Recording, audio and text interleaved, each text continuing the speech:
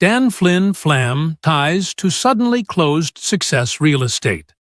While much of the real estate business community and various others are at least wondering what caused a regional residential real estate brokerage with an office in Quincy, as well as over 100 real estate agents and an unknown number support staff residential real estate brokerage to suddenly folded, QuincyQuarry News cracked open some old research files and so perhaps connected some plausible dots as to what may have happened.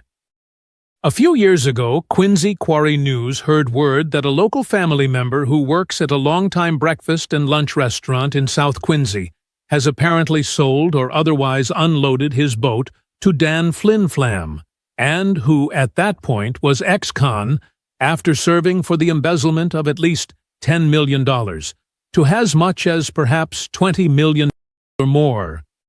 Obviously, it is hard to imagine how a then only somewhat recently felon could afford a cabin cruiser motor yacht, most especially an ex-con under court order to reimburse those from whom he stole millions. While the boat was never found, it was found that Flynn looked to have scored himself the use of an over mid-five-figure deluxe late-model Ford full-sized four-wheel drive Ford pickup and a likely nice place to live in a nicer multiple-unit housing complex in Weymouth.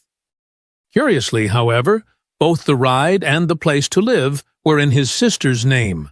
So what if at least around this time his sister and her spouse owned a house in Braintree?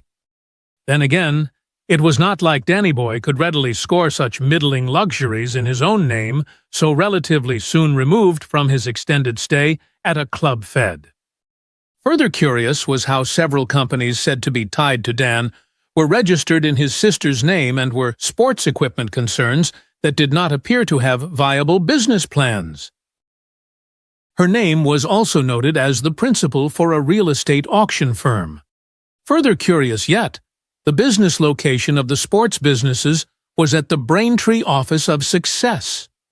Real estate, as well as noted Success, is phone number as the sports business phone number. In turn, when someone with ties to the quarry called, the person who answered the phone advised the caller that Danny Boy was out and about, and so provided Dan's cell phone number. Needless to say, while perhaps operating out of real estate office was entirely kosher, Flynn Flam had been ordered by a federal court to not have anything to do with real estate.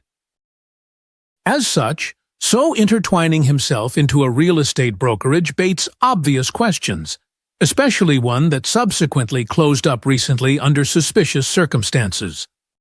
In any event, QuincyQuarry News' ever-growing legions of loyal readers can count on the quarry to continue to work the story, as well as see word spread as possible and where appropriate.